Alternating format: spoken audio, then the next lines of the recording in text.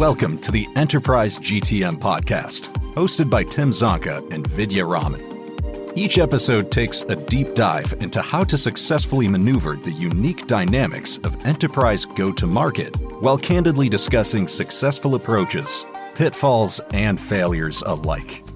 Our guests are seasoned company founders, GTM execs, technology buyers, and end users. Please note that the views expressed by individuals in these podcasts are not to be treated as investment advice. They are also not representing the views of their employers, current or previous.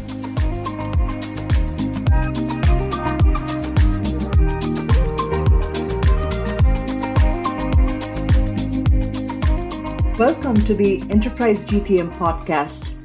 Just a little over 4 years ago, when we were deploying recurrent neural networks in production, our customers would ask us to explain the difference between AI and machine learning and whether we were doing one or the other. Obviously, AI being the cooler kid on the block back then. Fast forward to now, AI has become so accessible that enterprises are not asking about AI versus machine learning anymore. Instead, they ask probably which LLM is being used and how they can fine-tune or customize it. Clearly, we've come a really, really long way in a few short years in many ways.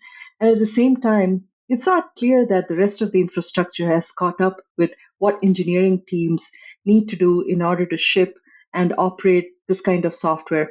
So in this podcast, we have leaders from world-class companies leading highly innovative engineering teams who are in the forefront of AI adoption.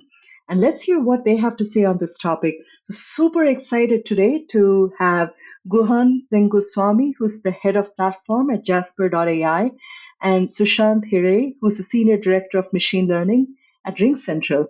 Welcome to both of you. Really, really happy to have you here. Thank you. Happy to be here. Yeah, thanks for having us. Thank you. So let's kick this off. Sushant, if you want to please go ahead, tell us a little bit about yourself. What does RingCentral do? And tell us a little bit about what kinds of customers you serve and things like that. So I've been an AI founder for a long time, always been in the startup journey. A couple of years ago, I co-founded a startup called DeepFX, which we ended up selling to RingCentral. We were a deep tech AI company. We used to release speech AI as a service. And so RingCentral was one of our customers. They ended up acquiring us back in the middle of COVID. And so since then, I've been here trying to create an AI org and then sort of infuse AI in all of our RingCentral suite of products. RingCentral is a business communication platform. We started off as a phone company, but now we have like phone, video, webinars, events, contact centers, the entire suite of products, anything and everything that a business would need to communicate with its customers as well as within the business itself. So RingCentral has a product for that, and I manage the AI arm for them. Awesome. Thank you, Sushant. No small task trying to infuse AI, as you put it, in all existing products at RingCentral. That's amazing. Yeah. Guhan, tell us a bit about yourself. Tell us a bit about your background. What does Jasper do? I'm sure there are very few people that don't know Jasper by this time, but still would be helpful to refresh everyone. Yeah, absolutely. So Guhan Venguswamy, I run platform engineering and AI at Jasper. I've been around the block a little bit, not always been in the startup game my whole career. I spent a good chunk of my time doing consulting for the DoD and building a lot of business development work for selling projects there. Kind of shifted my focus after that and being in the startup game 6-7 years ago. And ever since then, kind of the last few years, I've been working at Jasper and kind of helping grow this company. And for those who aren't already familiar with Jasper, we're an marketing-focused AI copilot. It's a tool specifically geared to help marketers generate better content, higher quality content, and actually expedite all of their actions that really are geared towards like what marketers really need to do at any given time. So if you're thinking about, hey, I need to create a new campaign and I need to turn that campaign into a bunch of LinkedIn posts or social media posts and then turn that into a blog and then turn that blog into another campaign and remix it into that other thing, Jasper helps you kind of through the entire life cycle of the marketer's journey. And at Jasper, what I do right now is really focused on platform development, platform engineering. So that's things like infrastructure and ops. A team we call developer experience or DevX is really a big focus of mine, making sure that our engineers are fully geared to be able to work in the very fast moving environment of AI. And, the last is our AI team, who's really focused on building great applied AI tools that our customers are going to love using. Awesome. Thank you, Guhan. So, Guhan, let's go a bit deeper. So, within this platform team that you're leading within Jasper, I think you mentioned a little bit about developer experience, how one of your key goals is to keep your developers super duper productive. Could you please unpack for us a bit about this platform, perhaps the technology stack, that aspect, as well as you talked about developers and the AI team. Could you also help us understand the different personas or your end customers for the platform that you're serving? Yeah, sure. So our platform overall for our product is built primarily in Node as well as in Python. We build a lot on top of some of these foundational models as well as our own internal models to provide the best possible outputs for our customer based on the use case.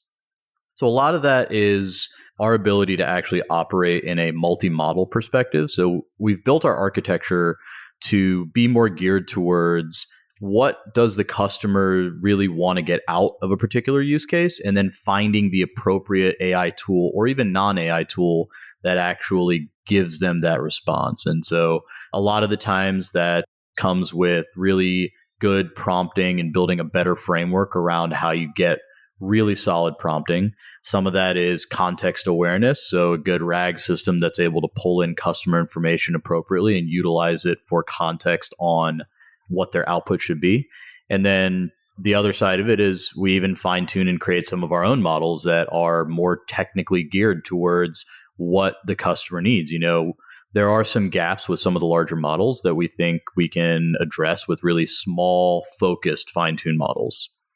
On the platform side, the developer experience side, we do a lot of really amazing stuff. We build our own CLI internally, completely out of Rust, which is super fun. And what it allows us to do is onboard new engineers in a few hours. Within an hour, they've got their entire stack running locally with just a few commands on their CLI. And then it's more about knowledge transfer and architecture that we can really try and get people onboarded and working quickly. And ultimately, our goal with onboarding from a developer experience perspective is trying to get new engineers ready to commit code within the first day or two of being at the company.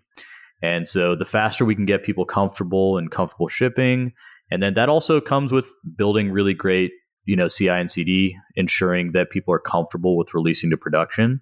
And yeah, those are all the things that really our ops and our DevX team are truly focused on. Awesome. So productivity is obviously front and center to everything that you're doing. And besides developers, so you're also serving the ML engineering org of the house. Is that right? Yeah, that's right. So we also do our CI pipelining as well as tooling for our ML engineers. We use Anyscale as our inference serving platform, which allows us to both build new models and serve them very quickly. We're doing a lot of great optimizations in that and have been using that to some really good success. And a lot of that is based in Vertex as well as in GCP, right? So we utilize the best tools available to us to help our ML teams out. And our core customer at the end of the day, I think no matter who you are in the organization at Jasper, our core value is to be customer obsessed. And that means if you're a product engineer, a platform engineer, or an AI engineer, whatever, at the end of the day, you still need to understand your customer and really be as close to your customer as possible. And for us, that is the enterprise marketer.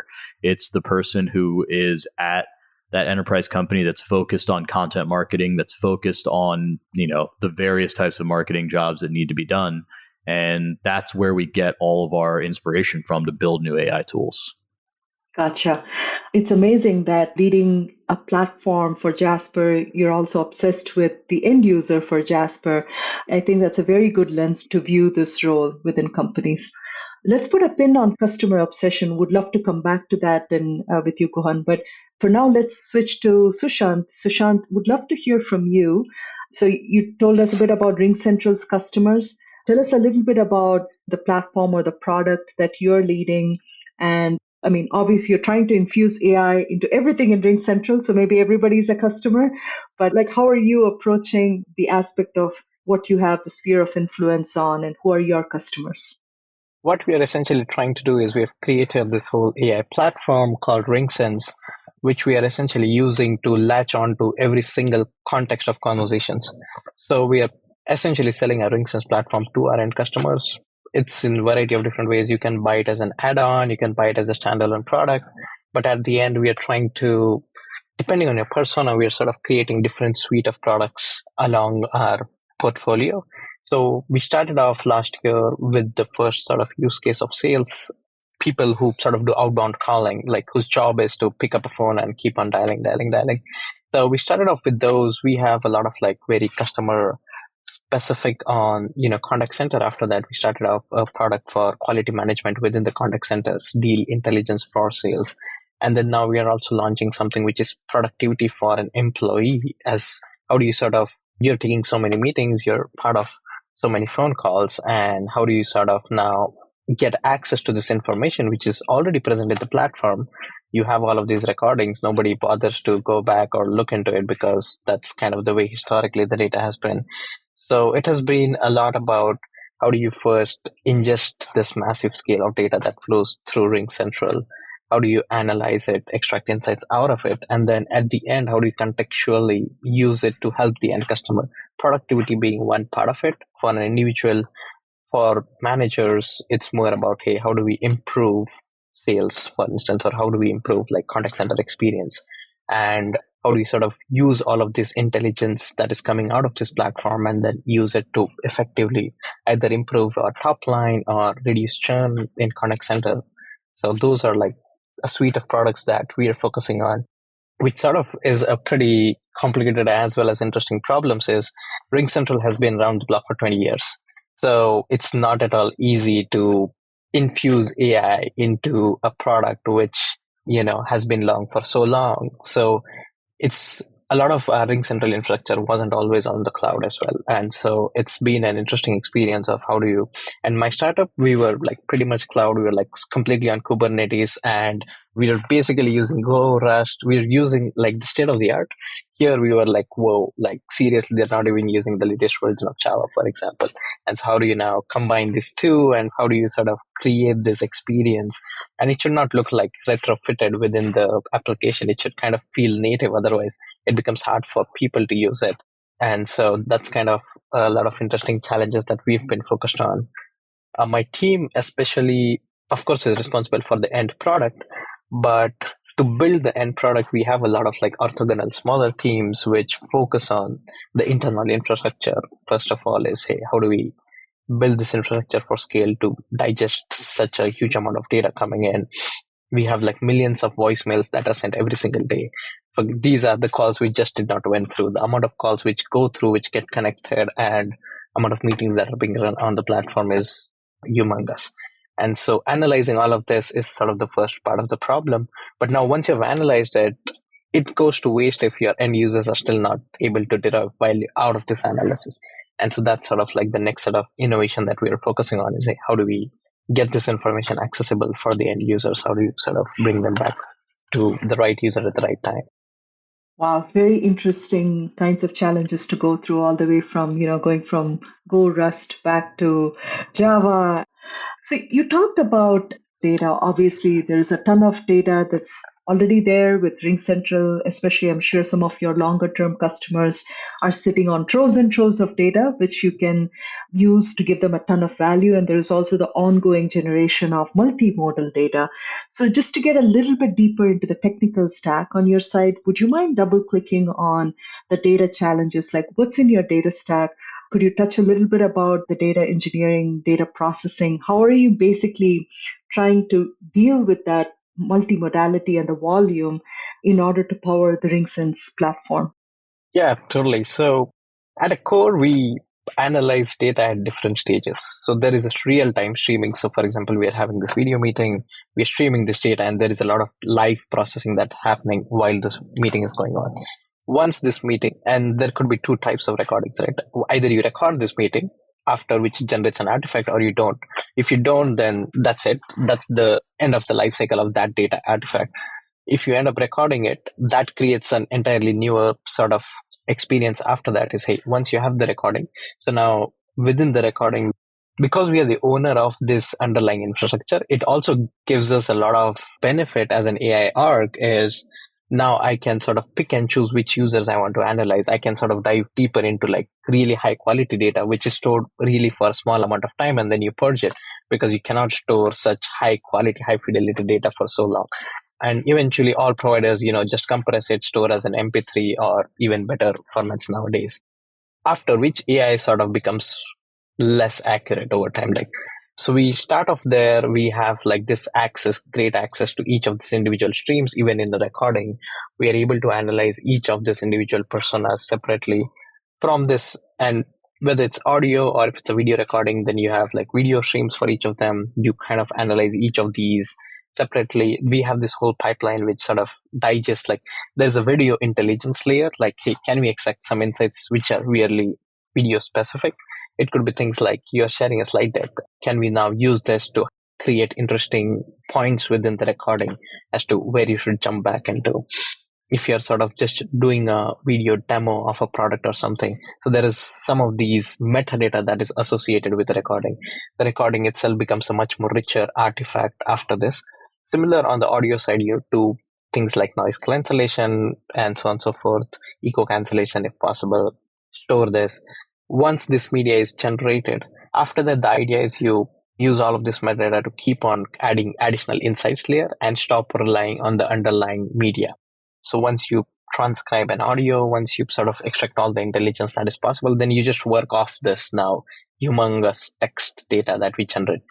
It is structured, but within structure, there is a lot of like, for instance, transcript is a structured data, but within the transcript, you have free flowing conversations. So there is a lot of design in terms of how do you handle this now chaos in terms of what can people talk about, what is important versus what is not. It kind of changes based on what is the persona or who are we analyzing this for, which generates this whole suites of like insights. It could be things like summary of a meeting, as simple as that, all the way till you can create things like, hey, I'm interested in very simple things like whenever my customer or a competitor is mentioned, you can make it much more complicated. Is, hey, I want to understand why our customers calling me, what is the reason of the call. Now that's where you go one level above. You've analyzed every single call. You've analyzed this data for every single call. Now you're sort of doing an aggregate of this analysis, which can then be used to create different types of trends. So with each of these, there is a whole lineage of this artifact. What are the different dependencies? Based on this dependency, what is it that can be aggregate, not aggregate, which is important, what is not important, which creates like a whole another data lineage.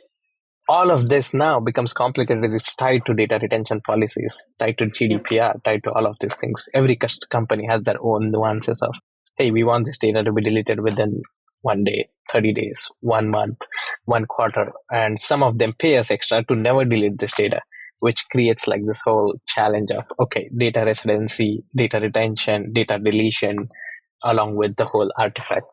It's also created a lot of interesting legal challenges for us as well, right? Is, hey, how do we now incorporate all of this AI from a legal standpoint to our end customers? Like, how do we help them understand what is the new lineage? Who is touching all of this data, right? Because this is such a sensitive data. Employees should not have access to it. And then who has access to this data? How can this be analyzed? How can they take this data or how can they delete this data? And that's where like the whole LLMs helped us in a way to make customers aware of AI and existence of how it can potentially use. It also created a lot of like mistrust within the system as well, because historically communications is as simple as pick up a phone, call somebody. Now you have made it a lot more smarter, but also at the cost of a lot of data privacy along the way.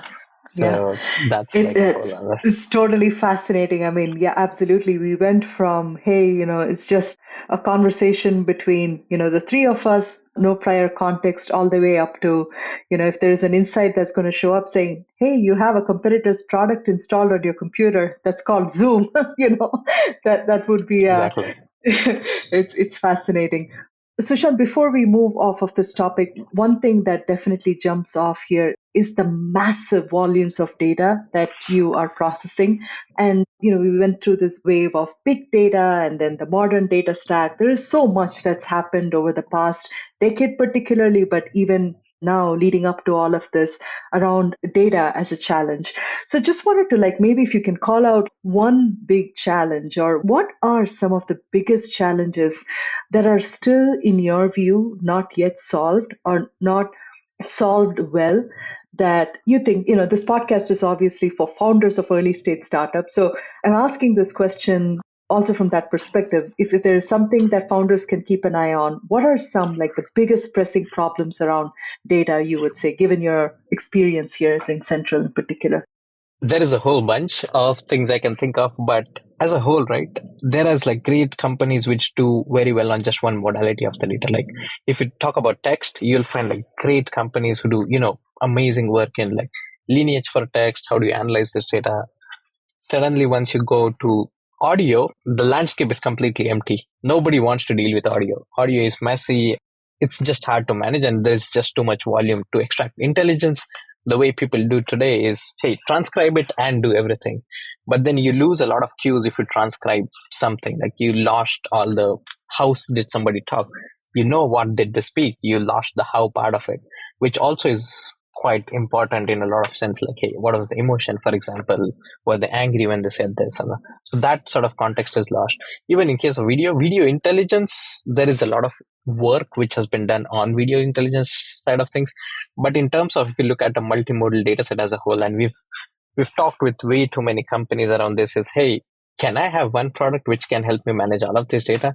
Unfortunately, that does not exist today. So we have different things for text, different for video, different for just managing the audio infrastructure. A lot of it is built in-house as well, because we cannot ship the data out. And a lot of interesting companies which work today, but the expectation is you store the data in their cloud or in their data centers, which again becomes a strict no for us. So we need something that can be installed within our data centers. A lot of our data is not even on the cloud, so it needs to go to the customer. So there's a whole bunch of that. That is one challenge. One key challenge for us is, how do we tackle this within a singular product? And I don't know if it's possible to do within a single product, because each modality with itself brings in a different set of challenges. And then the second sort of aspect, which also ties back to a multimodal sort of environment, is once you start generating AI insights, monitoring these AI insights depend a lot on this modality. And so you have a lot of interesting players who do great at, let's say, tabular data, where you can easily model drifts on tabular data. It's very hard to model these on unstructured data or free-flowing data. And how do we find whether you have some prompts for summarization? Are they still working well today?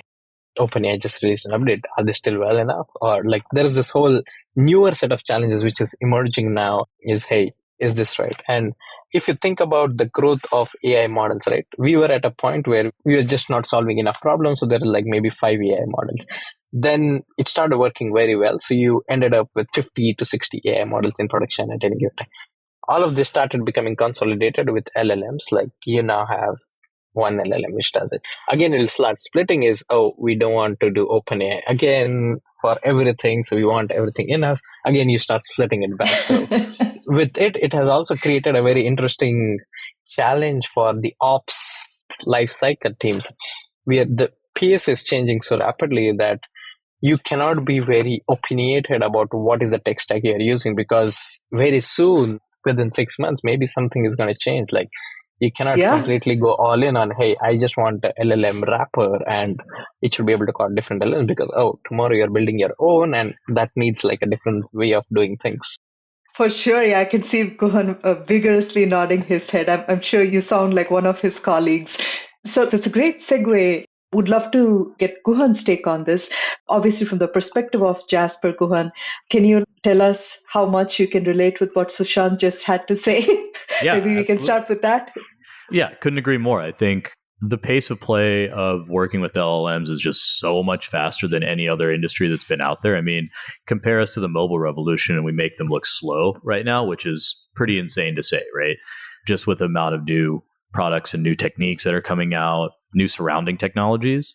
It's always been our opinion, and the reason that we've chosen to have a multi-model approach from the very beginning is that we truly believe this. as the landscape changes, we need to be flexible enough to adapt with the landscape rather than say, go all in on just one provider, hope that they're going to give us the appropriate functionality to get to the next pieces.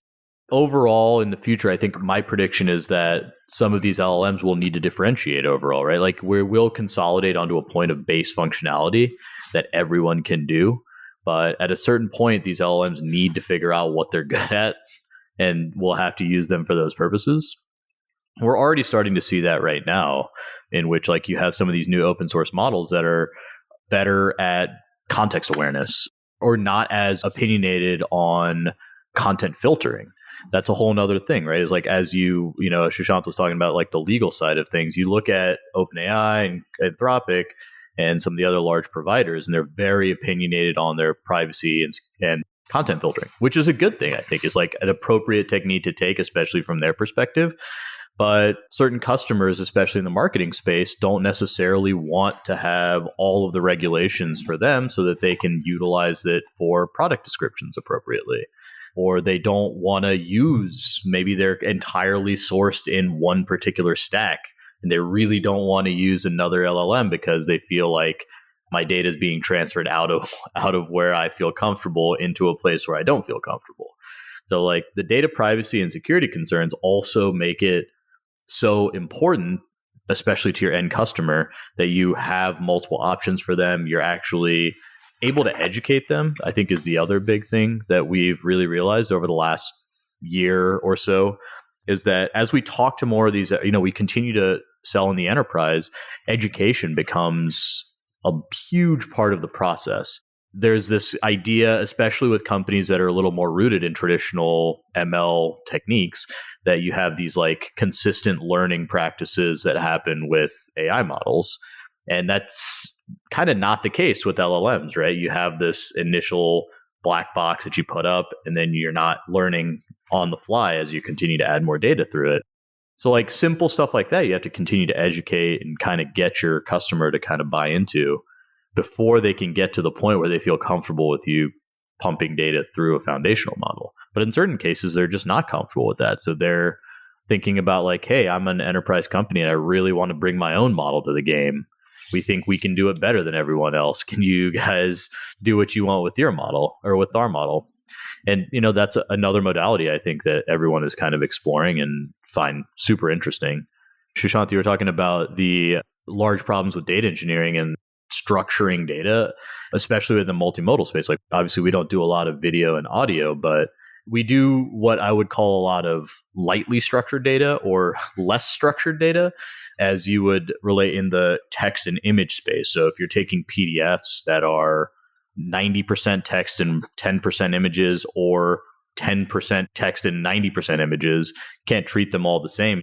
But marketers expect that, hey, I'm just giving you PDFs. You should be able to glean a lot of insights out of this regardless.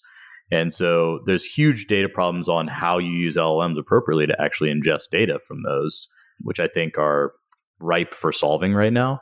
And I think there's a lot of people trying to solve that problem, which is great. There's just a long way to go, I think, with them. Yeah, for sure.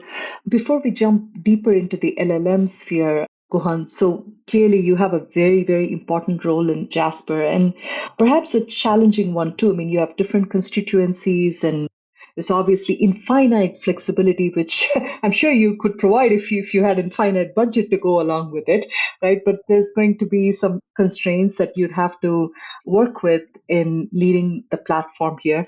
So could you share with us what are some of your biggest challenges, especially in as far as trying to keep up with all of the stuff that is going on that other companies are doing, and then enabling your own internal customers? What are some of the key challenges that you think? It could be either on the technology front, or it could be more of a, hey, it's easier for me to get this out the door, but then, maintaining this stuff, that's been like 99% of the resources. So is there anything like that in the platform that you're in charge absolutely. of? Even with any fast-moving startup, I think one recurring problem or one recurring thing that you have to focus on is, how do you create new solutions without also leaving a wake of tech debt behind you? And that becomes even more of a thing on the top of our mind as we work at the pace that we need to work to create new solutions. So a big challenge that I think we have is trying to understand when is the right time to accept a quick, nimble solution that's going to get something in front of a customer, and when is the right time to really invest in building this larger platform to support that in the long term. Both have their ups and downs, both have their pros and cons, but you really need to be certain when you're thinking about building some of these larger platform pieces that it's not going to be immediately usurped by the new portion of the landscape, right? A good example of that is OpenAI released function calling a while ago. And before function calling came out, there was a lot of talk about like, hey, what can we do to be thinking about functionally routing different use cases to different areas or picking up other pieces of code as part of a particular LLM prompt. So as we started thinking about that, OpenAI released function calling. We're like, well, we're really glad we didn't go down that rabbit hole and start building out a platform that could do something like that, because something got released that actually helps us do that. Now function calling is starting to become table stakes for all LLMs. So yeah, I think that is one of the larger challenges. Other than that, I think really keeping our customer, I probably am going to go back to customer obsession more often than anything else, but keeping our customer in mind from a platform perspective is also one of the biggest things that we always try to hang our hat on when it comes to making a decision. And customer obsession for us is two different things, right? We have two core customers from the platform. We have our end customer, obviously, who's going to be using the product, but we also have our internal customer, which is our like sales engineers, our developers, our AI team, and we want to make sure we're appropriately resourcing and building tools for the right teams, making sure that they can actually stay focused on what they're trying to build and what they're trying to provide as value, rather than forcing them to kind of solve a lot of their own problems when it comes to these internal tool type situations. So yeah, I think as with any startup, there's just a ton of challenges that you always go through, and it changes constantly too. We've been in the large language space since pre-ChatGPT. And so one evolution that we had to go through is before ChatGPT came out and the infancy of the company, we were really focused on B2C solutions. We were focused on building directly for our prosumer, directly for that solo entrepreneur and small agency or company there. And then after ChatGPT came out, it was really great for us because it showed everyone the magic of large language models. Like before that, we were kind of everyone's secret tool that nobody really knew about. And then all of a sudden, ChatGPT came out and really showed how the magic of it all works. But after it, we were faced with the challenge of, okay, well, do we still want to play in the space where we feel like there's going to be a lot of new people starting and trying to take some of that market share? Or do we feel like we can provide something that is really valuable and move up market into that enterprise space? And so all of that happens in like the last year, right? And we go through like 4 or 5 different similar moments over the subsequent 6 to 9 months. And so as we shift priorities and shift momentum, keeping the platform stable enough to be able to say like, well, okay, if we're need to go and be an enterprise solution, that means we need to make sure that we're compliant with all these things. Our security is fully up to snuff. We're able to bring on these large enterprises and have them feel really comfortable with the level of, the standard that they're going to get with uptime and security. So a whole new set of requirements. Yeah, and those requirements change constantly. Same with the AI side, right? Is requirements are changing almost daily as we see new innovations, as we see new open source tools.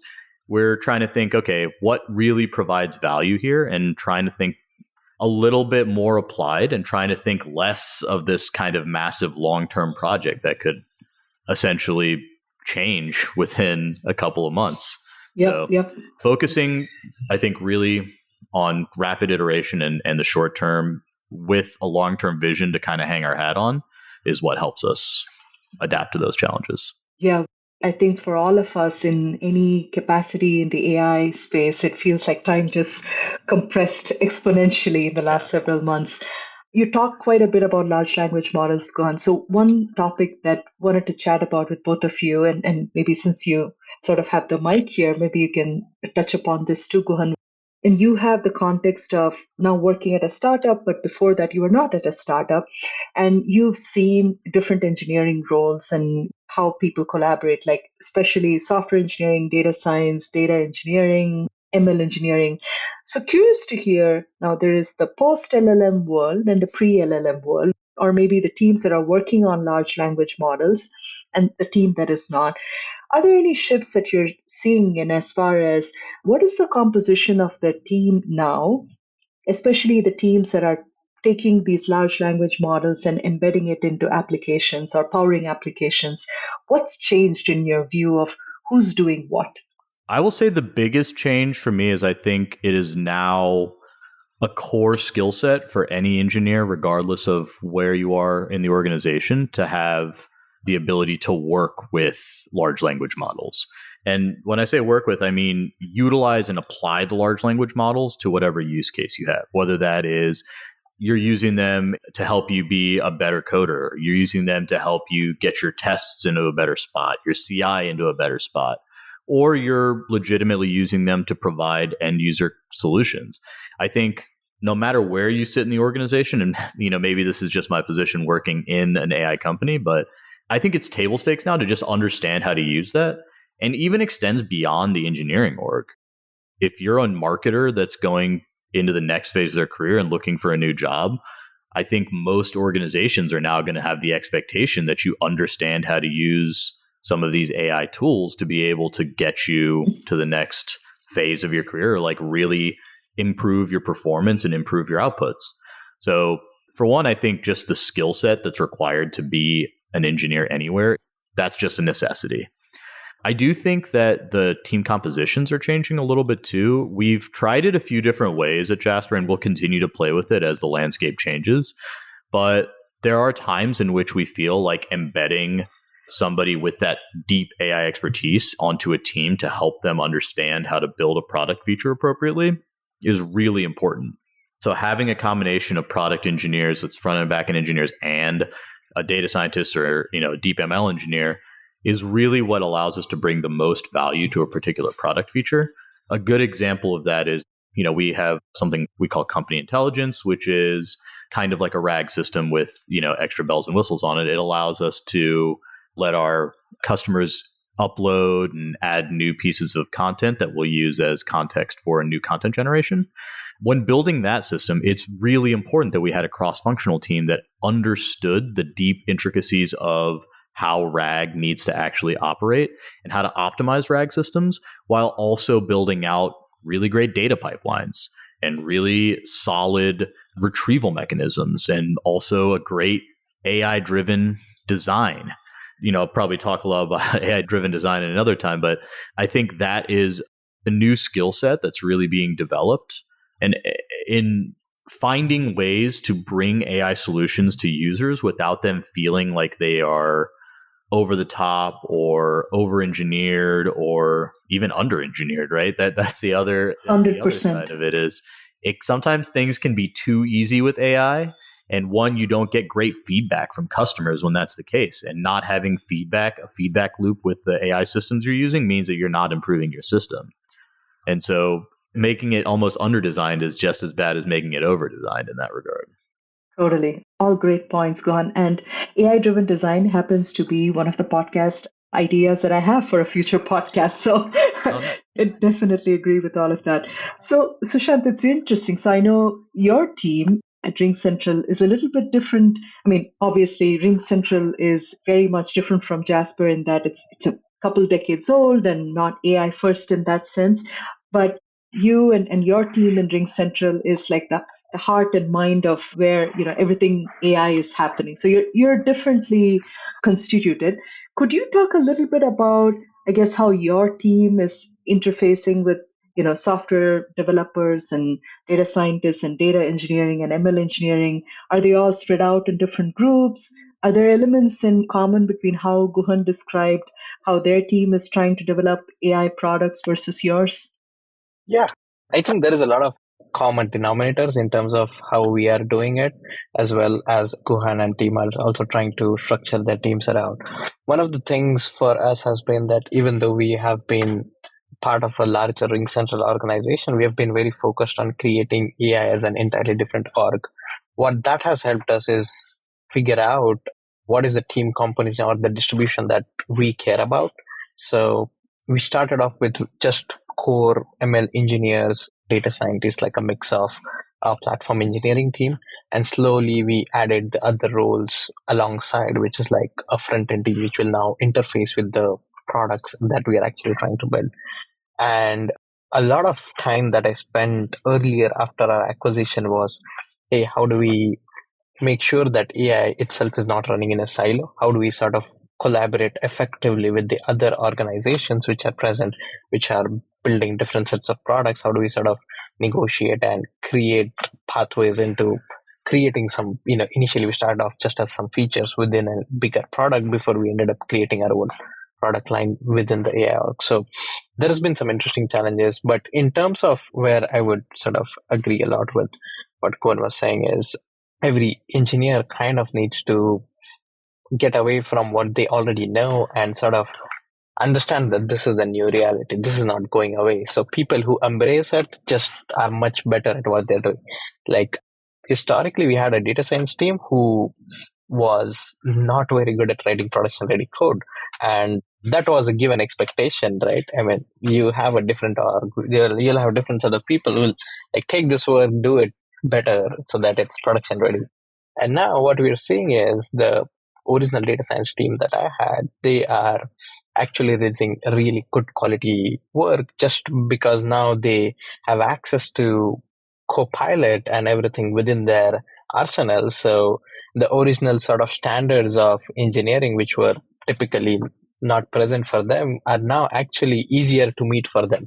So we hired a lot of like newer guys and who were now getting on board with this whole LLM assisted development, or just analyzing the data. Even data analysis has been phenomenal for analysts. Historically, people who are really good at writing SQL queries are not necessarily good at analyzing the output of those queries. And so ideally, you want somebody who does both sides of things to effectively derive value out of that role. And so people like it's been like this productivity boost, not just in terms of like helping write queries, but it's actually a singular person who now has enough understanding of both to actually create value out of their role or just have great experience out of it. So we've been trying out few different ways of how to organize teams in general. One of the challenges that I do have, which is a much different challenge, is I have teams in like a lot of different countries, and collaboration itself is a nightmare. On top of it, all of this AI enabled collaboration is kind of creating a different set of challenges. So we've tried out a different set of like pod type of structures where you have like a few set of people who work together for a certain product feature. And one of the experiences that I have had is if you're thinking about a product feature today, from a data standpoint, it's already too late because you need a lot of analysis to be done to actually ship that feature. And so it's also on the roadmap side is you kind of need to predict what is it that you want to ship in the next few quarters so that you can start like doing a lot of data science work. And once they're ready with something which effectively becomes good enough to actually be part of the product, then you tie them up with a product engineer and the rest of the stack. So that's some of the things we have been experimenting. Again, the space is changing so quickly, but the good thing is we've tried to be super agile in that sense. Is like change is the only key. Like if you stick to a process too long, we are already obsolete in that sense. Yeah, that's a great note to start tying things together. And definitely looks like LLM is infusing every different persona's workflow here and making a developer who didn't have data science skills acquire that, and someone who's been a data analyst become a super data analyst, perhaps even a developer. So there's a lot of commingling of roles that is likely to happen in the future. So that is, I think, one takeaway for our audience here in particular who are thinking about building the next gen products. So to close things, Sushant, is this a question, this is a prediction, if you will. So who do you think would have the more glamorous job 2 years from now? In your view, would that be an ML engineer, a data scientist, Do you think it would be a software developer or a data engineer, and why? I feel like ML engineers would sort of take the trump eventually, just because they are poised at a way where they have the best chance of impact, so to say. The historic role of data scientists is blurring a lot in terms of like as we go towards the next year or so, we might not even have enough people building their own sets of like smaller suite of models, right? Their responsibilities is also going to change significantly. And so I also feel like a lot of these roles, every company anyway has their own way of defining these. As to ML engineer in one org is not necessarily the same in a different company altogether. But I feel like ML engineers would essentially just become supercharged data scientists in that sense, because a lot of things which were not historically available to them are now available for them. And just because they can effectively build out things, there'll be a lot more in demand, I would say. Okay. Sushant, thank you for that. So you think ML engineers win. Guhan, of course, no pressure to agree with Sushant whatsoever. So who do you think would have the more glamorous job 2 years from now? I'm going to maybe say something a little bit on the other side of it. I think what we define as a full stack engineer is now going to encompass way more than it does now as we define it. A full stack engineer now is probably just someone that can work in the front end and the back end, but isn't expected to really have great data engineering skills or be a data scientist or do some ML work. I think with AI tooling, the democratization of those skill sets are now going to be something that as you start a new company, your full stack engineer needs to be part data engineer, part ML engineer, part full stack, part, back end and front end. So I think as we move to the future, we've been through this phase of like hyper specialization of engineering roles. I think over the next few years, we may see us moving back to a little bit more of a generalist role, as the ability to be able to do all of those jobs as a generalist at a much higher bar than we were able to previously due to LLMs and AI is just going to make it much more valuable to move to the job to be done rather than to focus on the one job that you have. So whatever we're going to call the new full stack engineer, I think that's where we're going to be the most valuable. I fully agree. We need a new name for the next gen full stack engineer. The full stack engineer already feels too old. Awesome. On that note, really, really appreciate your taking the time, Guhan and Sushant. Love this conversation. And until next time, thank you very much for the audience signing up here for the Enterprise GTM podcast. Thank you very much. Thank you for tuning into this episode of the Enterprise GTM podcast. Subscribe to the show wherever you listen to podcasts so you'll never miss an episode.